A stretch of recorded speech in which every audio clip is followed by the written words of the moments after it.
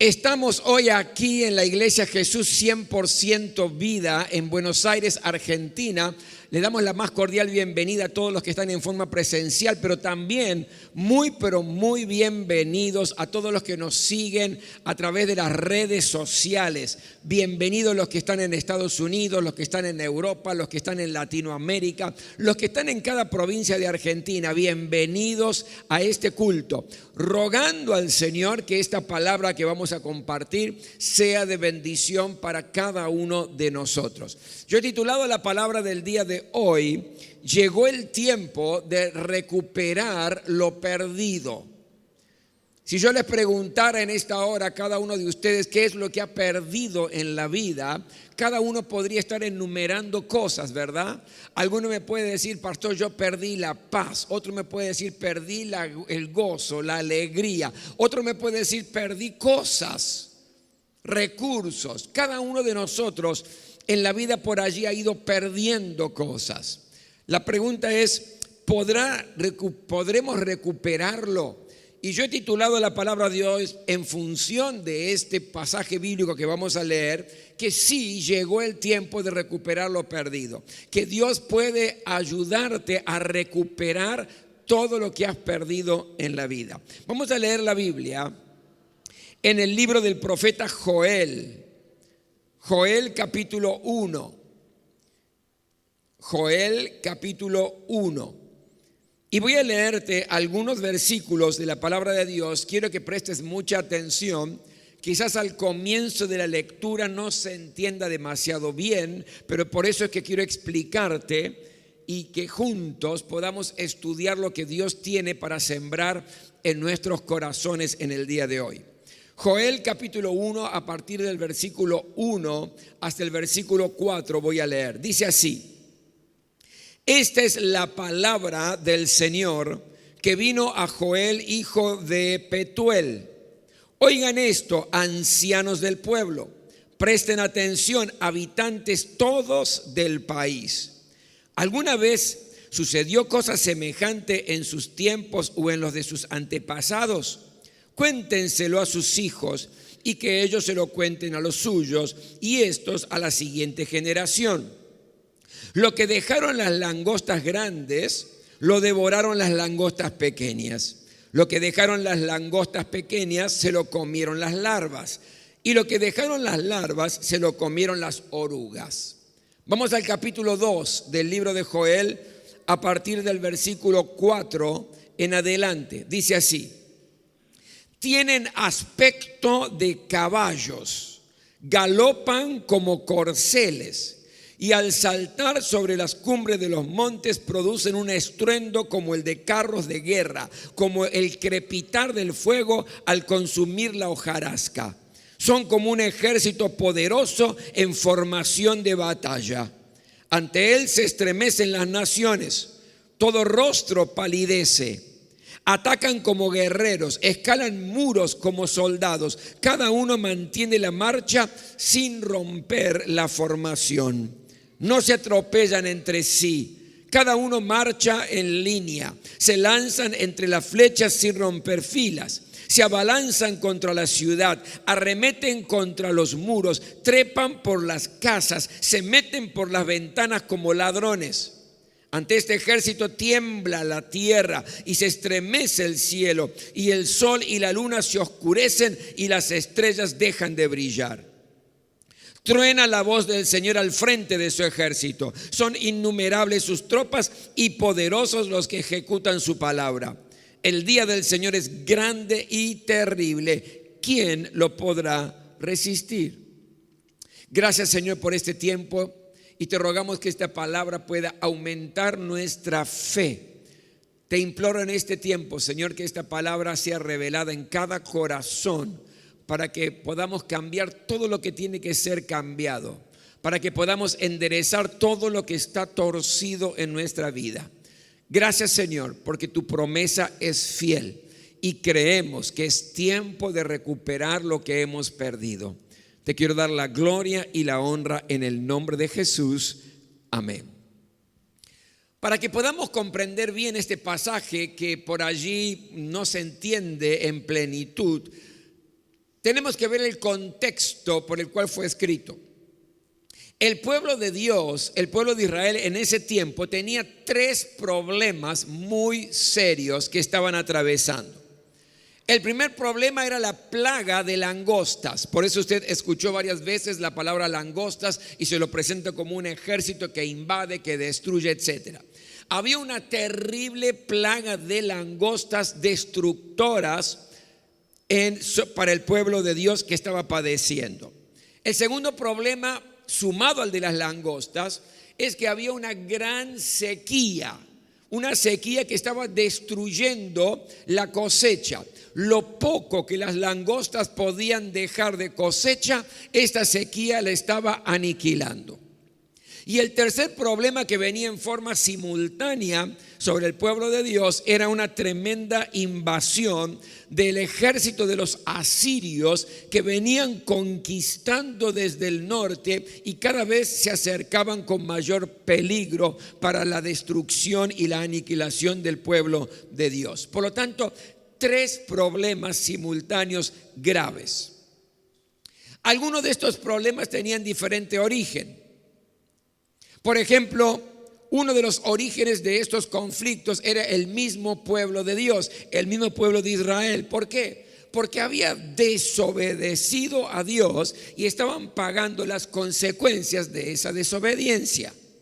Dios les había dicho que cuando conquistaran la tierra prometida, tenían que expulsar a todos los cananeos y a todos los habitantes hasta ese momento. Pero el pueblo de Israel no hizo eso, desobedeció, dejó un pueblo de los que estaban allí y después se transformó en un tremendo azote para el mismo pueblo de Dios. Por lo tanto, Dios estaba permitiendo situaciones difíciles, situaciones de crisis. Dios estaba permitiendo problemas sobre el pueblo de Dios que había sido desobediente, con el fin de que volvieran a acercarse al Señor, con el fin de que se acercaban dependiendo del Señor, que volvieran a tener ese deseo de abrazarse y de estar en la presencia de Dios. ¿Sabe por qué?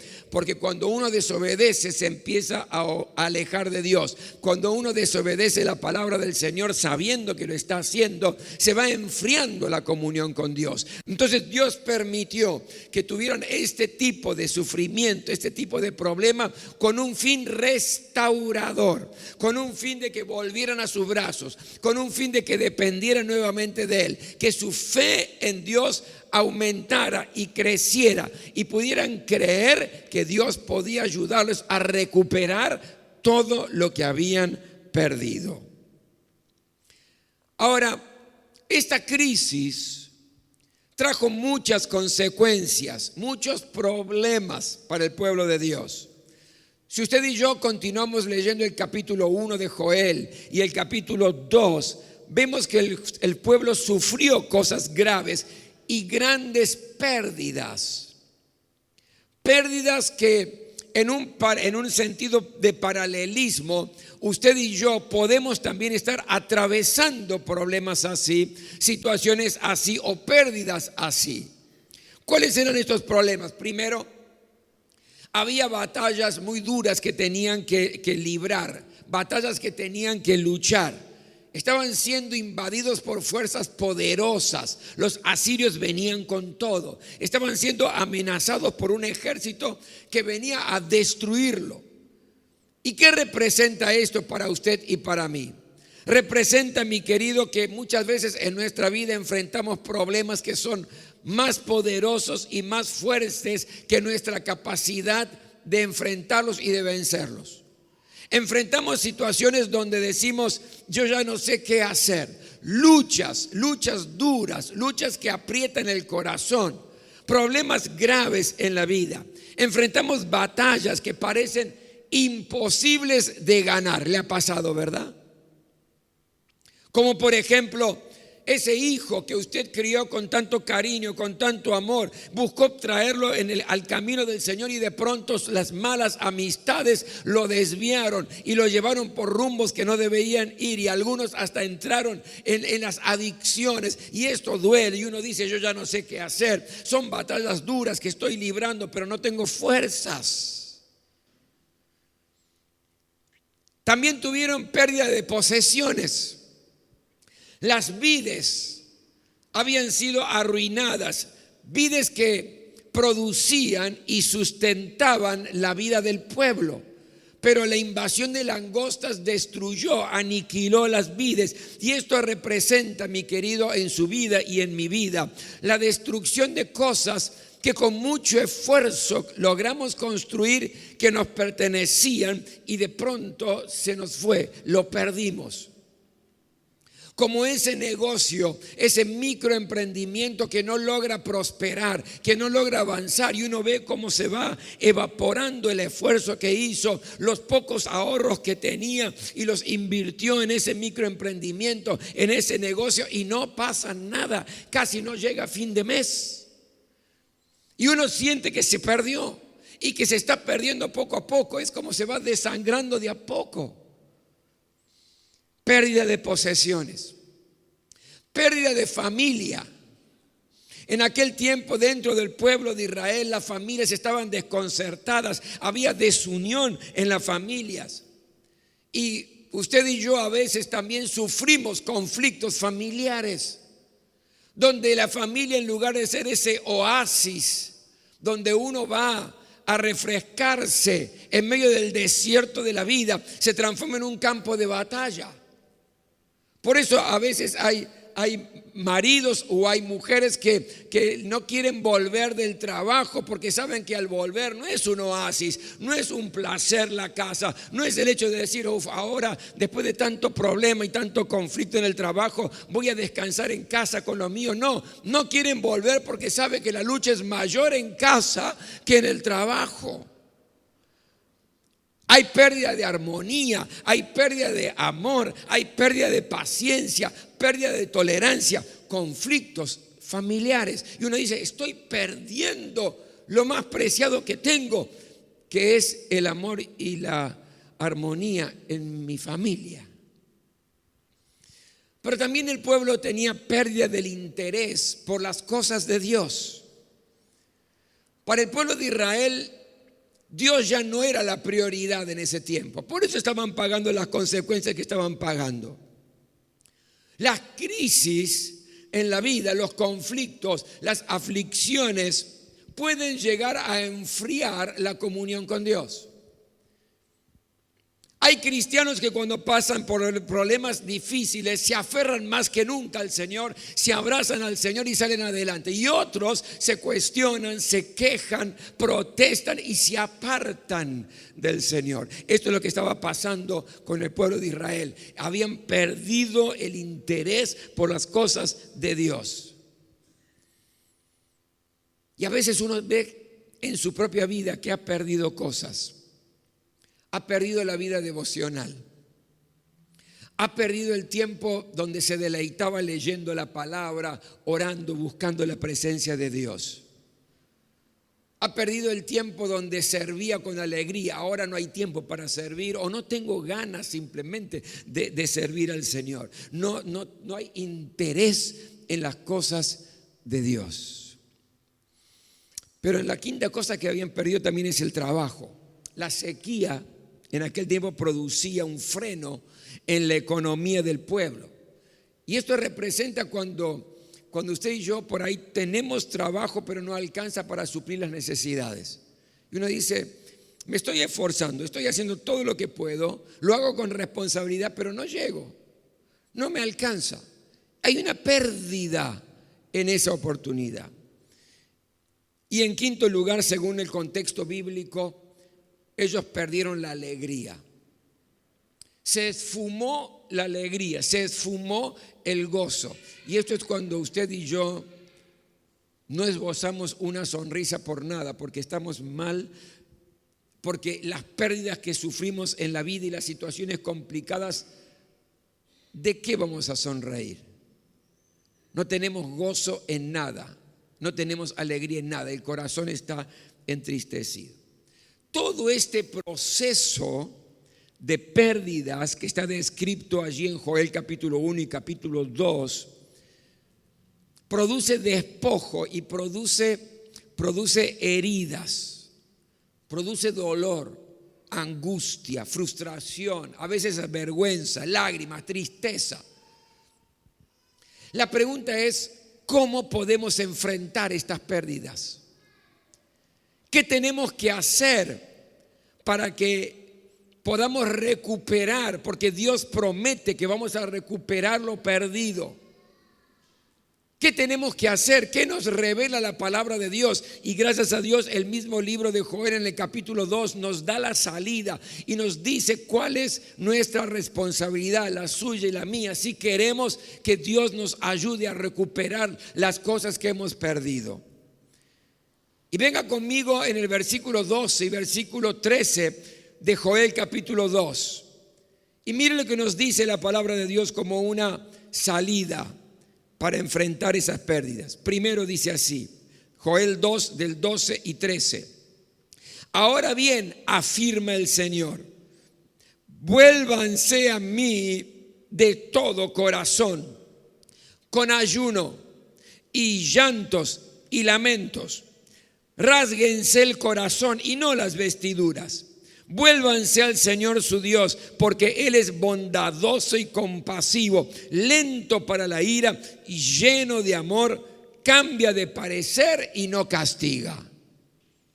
Y aquí nos da tres valores tremendos y tres cosas muy prácticas si usted y yo queremos que Dios realmente nos ayude a recuperar lo que hemos perdido. Primero dice, vuélvanse al Señor su Dios. La palabra volver significa aquí volver hacia atrás, significa regresar. La palabra volver es básicamente volver al punto de partida. Ese es el sentido. Regresar por el camino que ya hemos transitado. Es volver al primer amor. Volver al tiempo donde nos deleitábamos en la presencia del Señor. Nos deleitábamos leyendo la palabra, donde era nuestra obsesión leer y aprender de la palabra, donde nos encantaba tener un tiempo de oración y no nos dábamos cuenta del tiempo que pasaba, y pasaban a veces más tiempo del que disponíamos, pero era tal la presencia de Dios, el tiempo de oración, la alegría de estar con el Señor, que no nos importaba nada. Volver al primer amor del servicio al Señor, donde no estoy midiendo, me sobra tiempo, no me sobra tiempo, no, estoy muy ocupado, no voy a poder hacer esto, no me hablen de ir a visitar un hospital, no tengo el tiempo, no tengo tiempo, estoy abrumado. Cuando en realidad antes, por eso dice volver atrás, volver al principio, antes era mi desesperación servir a Dios, porque había un fuego en mi interior que era el fuego de la presencia del Espíritu de Dios que me impulsaba, era el primer amor. Y lo hemos perdido, ¿verdad? Lo hemos perdido. Por eso la palabra aquí me enseña, lo primero que Dios dice, yo les voy a recuperar lo que han perdido, pero primero vuélvanse a mí con todo el corazón, vuelvan a los mejores tiempos. Es lindo a veces escuchar, y me encanta escuchar testimonio de personas que van contando parte de su historia. Por un lado digo qué lindo, gloria a Dios, pero por otro lado me entristece porque viven de las glorias pasadas. Ay, pastor, yo antes, ¿sabe lo que era antes? Predicaba en las plazas. Antes visitaba un hospital por semana y oraba por los enfermos y el Señor sanaba a algunos enfermos. Uy, yo antes no paraba de pensar. Antes, es lindo eso, pero vive de glorias pasadas. Volver con todo el corazón al primer amor, a los tiempos donde estábamos encendidos en la presencia del Señor, donde nadie nos tenía que decir evangelice, donde nadie tenía que decir hermanos vengan al culto, donde nadie tenía que decir lea, ora, no, porque brotaba de nuestro interior. ¿Se acuerda de esos tiempos? ¿Se acuerda de ese primer amor? Lo primero que Dios dice, yo les voy a ayudar a recuperar, pero vuélvanse a los primeros tiempos. Lo segundo que yo veo aquí, la importancia de clamar a Dios, dice con llantos y lamentos.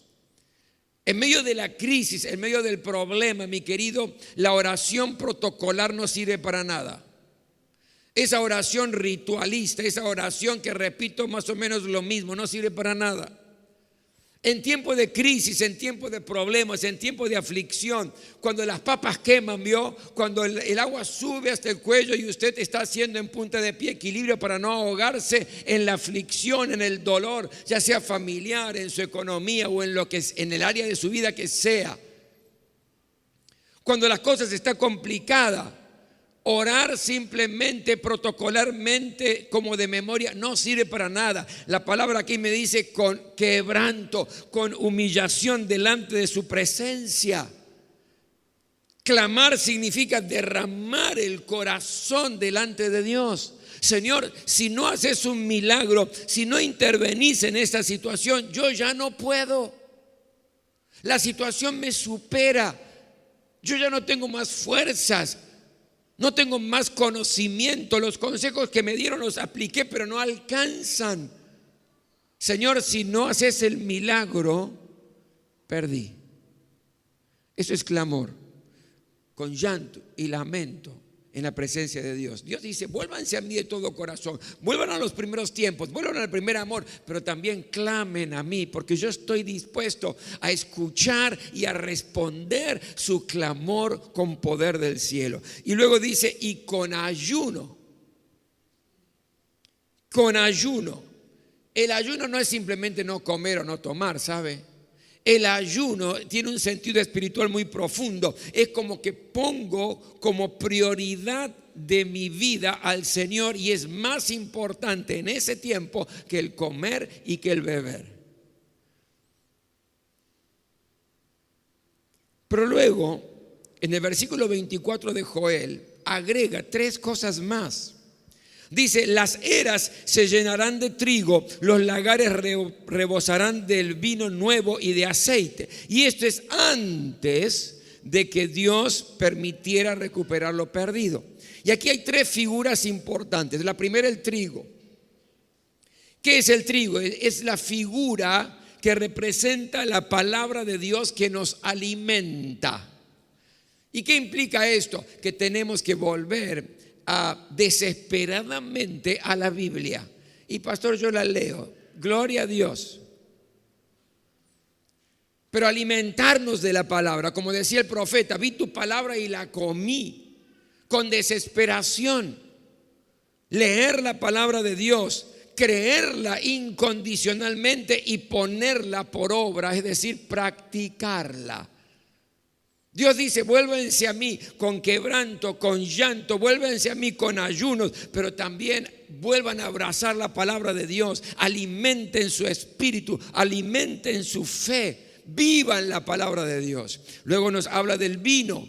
El vino es la figura del gozo, la figura de la alegría, aprender a deleitarnos en la presencia del Señor. Y por último habla del aceite. El aceite es la figura de la unción del Espíritu Santo sobre nuestra vida. Esa unción que rompe el yugo, esa unción que te fortalece, esa unción que te vivifica. Espíritu Santo de Dios, llénanos una vez más, que sean ríos de agua viva que brotan y saltan para vida eterna, que sea ese motor que impulsa tu vida y mi vida para vivir una vida plena y abundante en Cristo Jesús. Si decidimos volver a Dios a los primeros pasos, clamar a Él con todo el corazón, ayunar, apegarnos a su palabra, gozarnos y deleitarnos en su presencia y vivir bajo la unción del Espíritu Santo de Dios, entonces, ¿qué hace Dios frente a esto? ¿Qué hace Dios frente a las pérdidas que hemos tenido? Y el versículo 25 y 26 del capítulo 2 lo explica. Yo les compensaré a ustedes por los años en que todo lo devoró ese gran ejército de langostas que envié contra ustedes, las grandes, las pequeñas, las larvas y las orugas.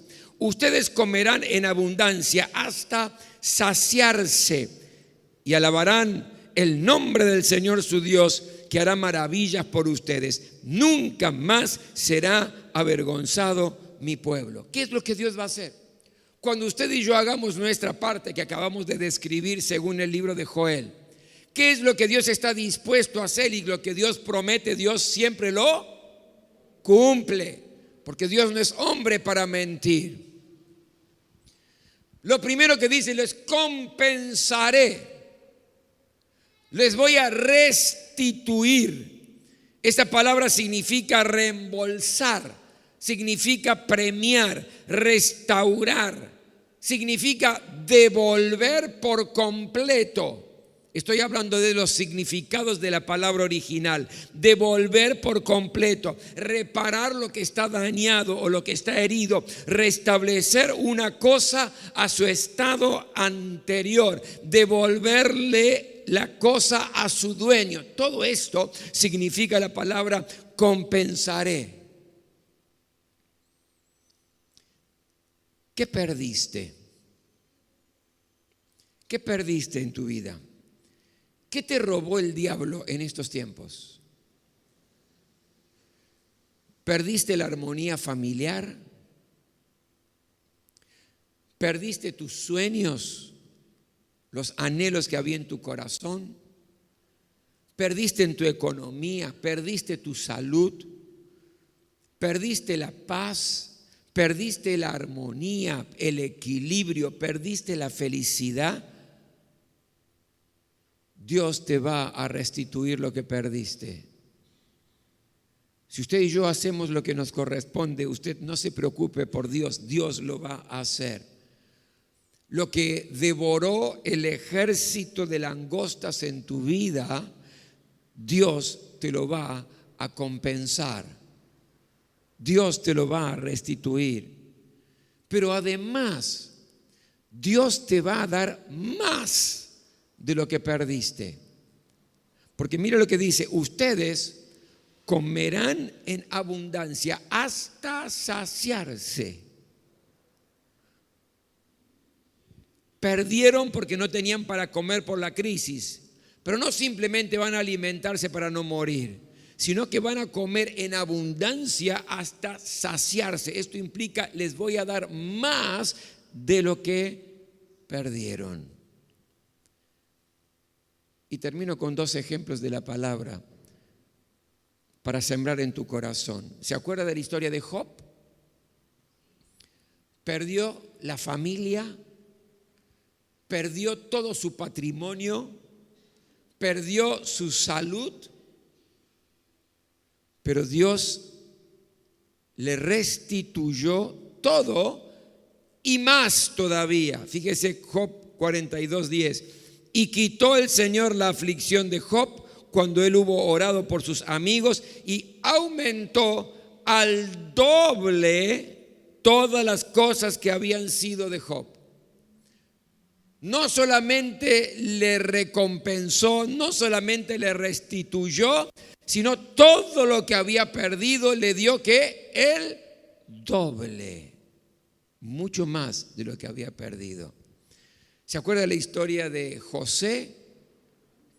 José, mi querido, perdió todo. Intentaron matarlo y él le dio vida a su pueblo porque lo salvó de la hambruna y de la muerte segura. Los hermanos le sacaron la túnica de colores que le había regalado su padre, pero Dios lo recompensó el doble porque el faraón le dio su anillo, lo vistió con lino fino y le puso un collar de oros. Se quedó sin herencia en su familia, pero Dios lo recompensó porque Dios lo hizo gobernante de uno de los imperios más importantes de aquel tiempo, que era el imperio de los egipcios. Estaba en la cárcel y era un esclavo totalmente ignorado, y Dios lo recompensó y lo hizo un hombre libre y totalmente reconocido por las autoridades gubernamentales de aquel momento. Comía y vestía de lo peor, y Dios lo recompensó con las comodidades de un rey. Es decir, Dios lo recompensó y lo que había perdido le dio el doble y mucho más todavía. Mi querido, Dios puede y Dios quiere compensar tu vida en todas aquellas cosas que el enemigo te ha robado, y no al 100%, al 1000%. Y tu estado postrero va a ser mucho mejor que el primero. Y no solamente quiere compensarnos en los bienes que hemos perdido, sino también en los años que hemos perdido, quizás en la niñez que hemos perdido, en la salud, en la dignidad que hemos perdido, en tantas cosas, en la armonía, en la familia, en la alegría, en la paz que hemos perdido. Dios quiere y Dios puede recompensarte. Por eso, en esta hora yo quiero que tú recibas esta palabra de parte del Señor, donde el Señor te está diciendo: te voy a devolver lo que perdiste, pero es importante que vuelvas a mí como en los primeros tiempos, que vuelvas con clamor y que dependas de mí, que busques mi presencia con ayuno, que te aferres a mi palabra como nunca antes, que busques vivir la unción del Espíritu Santo, buscando que cada día sean esos ríos de agua viva que brotan y saltan para vida eterna. Entonces te recompensaré. ¿Y sabe cómo termina? Dice: y alabarán el nombre del Señor su Dios, que hará maravillas por ustedes, y nunca más mi pueblo será avergonzado. Quiero que recibas esta palabra de parte de Dios para tu vida en personal, para tu vida en particular. Nos ponemos todos de pie.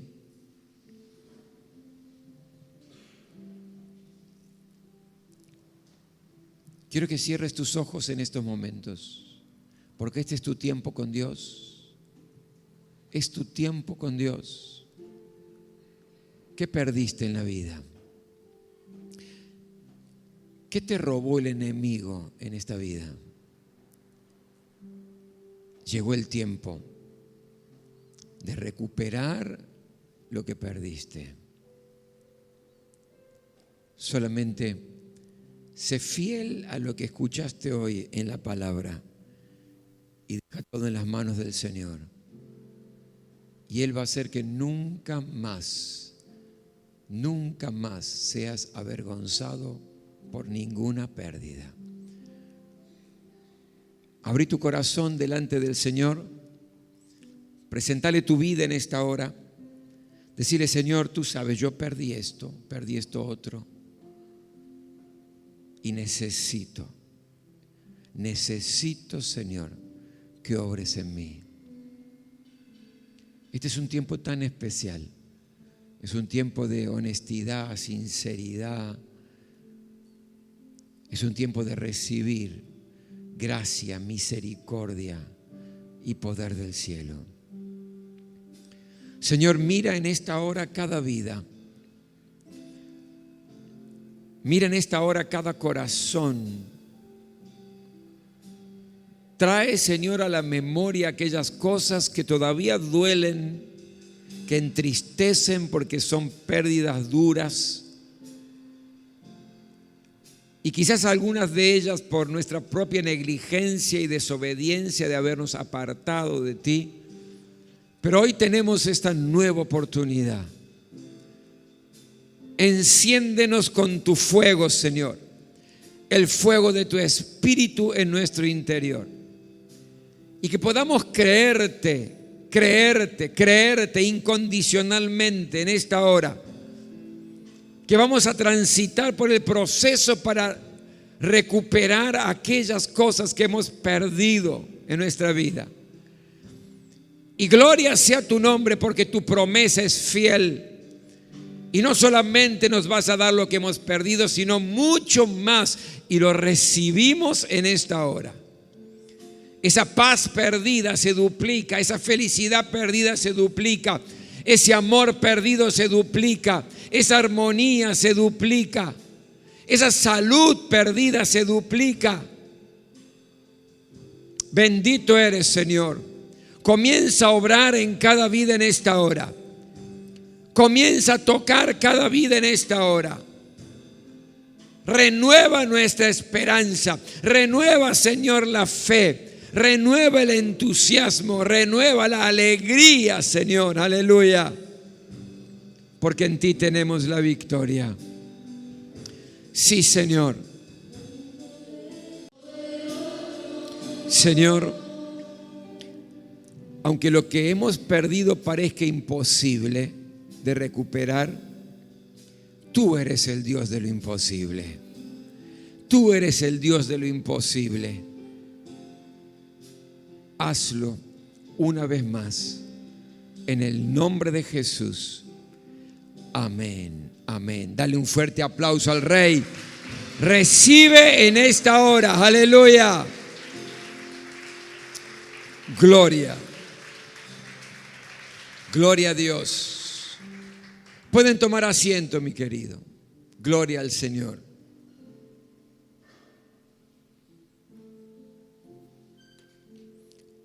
Anhelo con todo mi corazón que usted pueda salir hoy de este lugar en esta nueva visión, que lo perdido se recupera. ¿Cuántos dicen amén?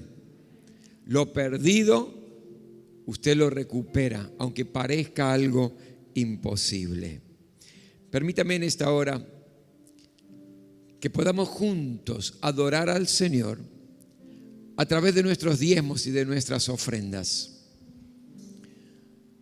Todo es de Dios y de lo recibido de tu mano, Señor, te damos. Por eso en esta hora, permítame orar por su trabajo, por su economía, por los emprendimientos. Permítame orar por sus finanzas. Señor, gracias. Gracias porque tenemos hoy el privilegio de poder traer nuestros diezmos y nuestras ofrendas a ti. Gracias, Señor, porque esto servirá para que otros conozcan a Jesucristo como el Salvador y el Señor de sus vidas. Gracias, Señor, porque todo lo bueno procede de ti. Y hoy nos sentimos honrados en poder ser parte de la extensión de tu reino. Y te obedecemos, Señor, porque te amamos. Y te amamos porque nos amaste primero, y tu amor fue un amor que entregó, que dio, que ofrendó a lo mejor que tenía, que era su Hijo Jesús, por cada uno de nosotros. Pero gracias, Señor, también, porque tú no eres deudor de nadie. Y tu palabra dice que abrirás las compuertas de los cielos y vas a derramar bendición hasta que sobre y abunde en nuestras finanzas, en nuestra economía. Gracias, Señor. Gracias porque tu palabra dice que no he visto justo desamparado, ni que su descendencia mendigue pan, y nos tomamos de tus promesas en esta hora. Recibe, Señor. Recibe esta ofrenda y estos diezmos como adoración a tu nombre, en el nombre de Jesús. Amén, amén. Usted traiga con alegría, gracias, con generosidad, con honestidad, su diezmo y su ofrenda al Señor. Y permítame compartirle algunos anuncios muy importantes en la vida de la iglesia. En primer lugar, decirles que en el día de ayer estuvimos juntamente con el liderazgo de la iglesia viendo un programa con relación a algunas actividades que vamos a estar incorporando, o mejor dicho, reincorporando en la vida de la iglesia. Vamos a estar reincorporando días de ayuno, vamos a estar reincorporando también días de vigilia, vamos a estar reincorporando actividades especiales de hombres, de mujeres y de matrimonios. Lo vamos a ir haciendo paulatinamente y les vamos a ir informando a todos con relación a las fechas. Pero esté atento porque, si el Señor lo permite, poco a poco y paulatinamente estaremos recuperando la vida normal y las actividades de la iglesia. El día miércoles, como todos los miércoles, a las 20 horas tenemos nuestro culto de milagros por Zoom, online, en vivo. donde nos reunimos allí y oramos y clamamos al Señor por nuestras cargas, nuestros problemas, por las necesidades, por los milagros que precisamos. También hay testimonios de respuesta de parte de Dios a nuestro clamor. Nos dividimos en pequeños grupos, en pequeñas salas donde oramos al Señor y luego nos reunimos nuevamente en la sala central y tenemos una administración de oración allí con un pequeño devocional de 15 minutos donde en una hora realmente disfrutamos la presencia de Dios y la comunión entre nosotros y Dios nos da la victoria. Quiero animarle a que usted se sume. Cada miércoles a las 20 horas les llega un link, usted clique ese link de Zoom y allí puede estar en el culto de milagros. El próximo domingo, este culto presencial será a las 18:30. Recuerde que estamos alternando, uno a la mañana, al domingo siguiente a la tarde, al otro domingo a la mañana y así.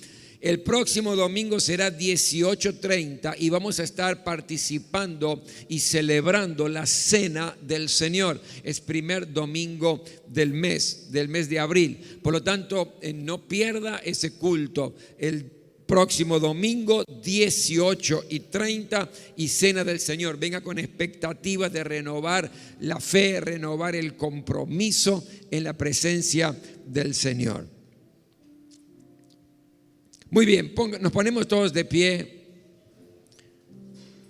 Permítame en esta hora orar y bendecir su semana y luego vamos a terminar con una canción. Gracias, Señor, por este tiempo. Gracias por tu palabra que es un refrigerio para nuestra alma. Gracias, Señor, porque la esperanza se renueva a través de ella. Gracias, Señor, porque vamos a recuperar lo que hemos perdido por tu gracia, por tu poder y por tu misericordia.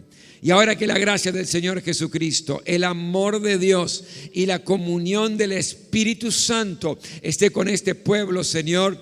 Amén, amén, aleluya.